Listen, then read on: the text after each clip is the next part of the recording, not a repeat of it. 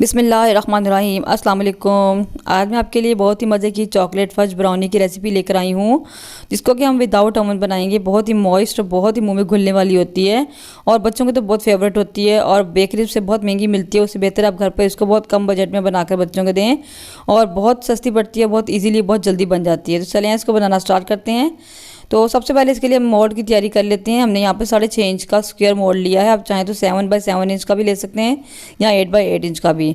सबसे पहले इसके साइज़ का हम बटर पेपर कट कर लेंगे। तो बटर पेपर आपने कैसे कट करना है, ज़रा डिफरेंट स्टाइल से हमने इसको जो है देखें, पहले हमने चौड़ाई के रूख एक निशान लगाया, उसकी चौड़ाई हमने मेजर कर ली। उसके बाद साइड्स जो है हम उसके नापेंगे और इस तरीके से इसको खड़ा करके जो है दूसरी साइड नापेंगे, यानी 3 साइड से हम दोनों साइडों से और नीचे से हम 3 इसकी मेजरमेंट करेंगे। और इस तरह निशान लगाने के बाद हम ये पूरा पेपर कट कर लेंगे। ये हमारी एक साइड हो जाएगी। सेम इसी तरीके से हम क्या करेंगे, फिर दूसरी साइड भी कटिंग करेंगे उसकी भी। तो इस तरह मैंने एक साइड काट ली है, सेम इसी तरीके से मैं दूसरी साइड कट कर लूँगी। इसको मैं दिखाती हूँ, हमने ऐसे इसको रखना है मोल्ड के अंदर और दूसरी साइड जो हम इसी तरीके से इसको ऊपर रखकर दूसरा पेपर भी कट कर लेंगे।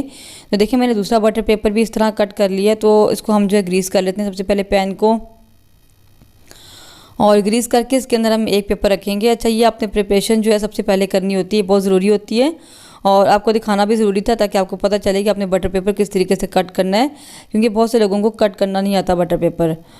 तो इस तरीके से हमने एक साइड रख दी। उसके बाद दोबारा से ग्रीस करके फिर दूसरा पेपर रखेंगे। इससे क्या होता है कि ब्राउनीज़ जो है ना बहुत ईजिली बाहर आ जाती है, उनको निकालना बहुत आसान होता है। तो बस ये मोल्ड हमारा रेडी हो गया। इसके ऊपर से मैं ऑयल लगाऊंगी, इसको ऊपर से भी ग्रीस कर दूंगी और इसको हम क्या करेंगे, साइड पे कर देंगे। उसके बाद हम अपनी जो है केक ब्राउनी बनाने की तैयारी करते हैं। तो उसके लिए मैंने यहाँ पर तकरीबन 1 कप चीनी ली है, पिसी हुई चीनी। ये इस तरह इस कप मेजरमेंट वाले कप से मैंने मेजर किया था 1 कप और ये तकरीबन 200 ग्राम है। 200 ग्राम है यानी 1 कप है। और 75 ग्राम मैंने मैदा लिया है, यानी हाफ़ कप से 1 टेबल स्पून आप ज़्यादा लेंगे तो ये 75 ग्राम बन जाता है।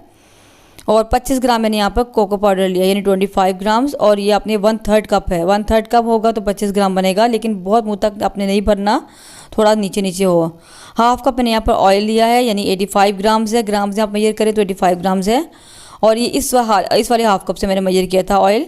और हाफ़ कप हमारे पास कुकिंग चॉकलेट है, यानी 100 ग्राम्स। और ये मैंने क्या किया, डार्क चॉकलेट और थोड़ी सी मिल्क चॉकलेट, यानी 80% डार्क चॉकलेट थी, 20% मिल्क चॉकलेट थी, ताकि सेमी स्वीट चॉकलेट बन जाए।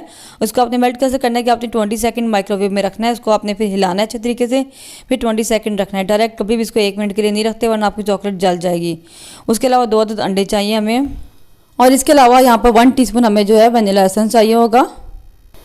एक बाउल में हमने अंडों को तोड़ लिया है, इसमें मैं चीनी डालूंगी। पिसी हुई चीनी है ये, आप चाहें तो आइसिंग शुगर भी यूज़ कर सकते हैं। तो ये 1 कप चीनी है, इसको मैं इसमें डाल दूंगी और इसको हम हाई स्पीड पर बीट कर लेंगे। हमने इसको इतनी देर बीट करना है कि जो है क्वांटिटी में डबल हो जाए और इनका कलर जो है बिल्कुल ऑफ वाइट हो जाए। इतनी देर हम इसको बीट करेंगे।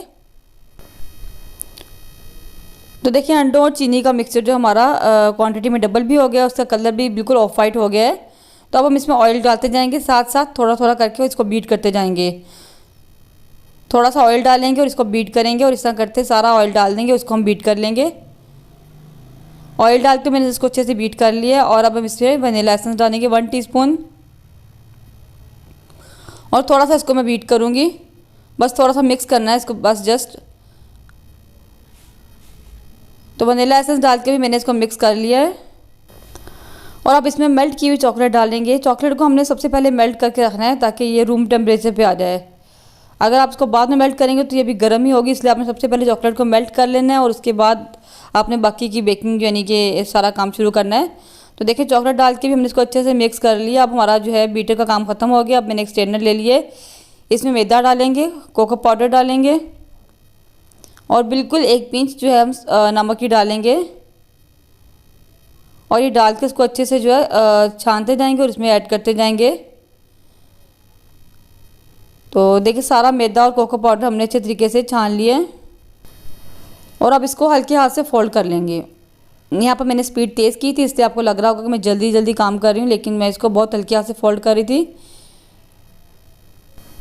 तो देखिए ब्राउनी का मिक्सचर हमने अच्छे तरीके से इसको मिक्स कर लिया है। तो ये देखिए ऐसी कंसिस्टेंसी है इसकी। और अब इसको हम जो है मोल्ड में ट्रांसफ़र करेंगे।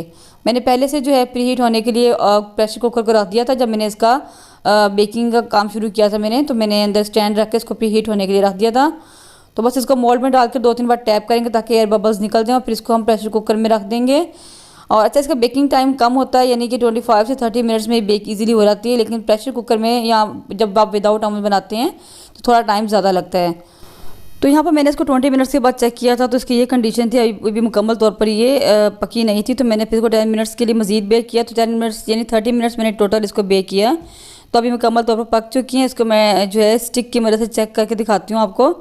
اچھا اس کو جو چیک کریں گے تو اس میں آپ کو تھوڑا سا بیٹر لگا ہوا ملے گا، کیونکہ ہم نے اس کے اندر چاکلیٹ ڈالی ہوتی ہے، اس لیے یہ اس طریقے سے مطلب بیٹر ساتھ لگا ہوتا ہے۔ اس کا مطلب یہ نہیں کہ کچے ہیں، کیونکہ اگر آپ زیادہ اس کو اوور کوک کریں گے تو ٹھنڈی ہونے کے بعد کیا ہوگا، اس کی سائڈیں بہت سخت ہو جائیں گی۔ آپ نے 30 منٹ سے زیادہ اس کو بیک نہیں کرنا، تو بس میں اس کو اب 2-3 گھنٹے کے لیے ٹھنڈا ہونے کے لیے رکھ دوں گی۔ ٹھنڈا ہونے کے بعد اس کی ٹھیک سے کٹنگ ہوگی، بالکل گرم گرم آپ کاٹیں گے تو اس کی کٹنگ ٹھیک سے نہیں ہوگی۔